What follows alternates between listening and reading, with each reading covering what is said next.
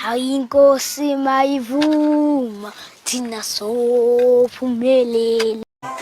Inkosi maivuma thina sophumelela. Sanbonani guys, welcome back to yet another video. And that was Mnini Ekatini guys. We know that he loves garden work, as we've seen on the show before. And he was singing a song saying, if the Lord says yes, we will succeed, you guys. Actually, Uabonwe is the one who actually shared that video of Mnini. And listen, I agree, guys. If the Lord says yes, eventually, guys, things will not always remain the same the way it is.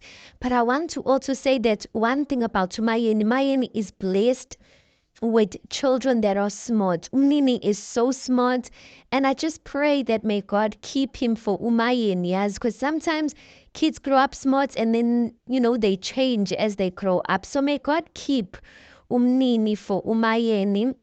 May she find, or may she count herself as a blessed woman because of the fruit of her womb. But guys, if you needed any motivation, there you got motivation from Mnini, that when God says yes, when it's the right time and God says yes, guys, we will succeed. Noma ganjan.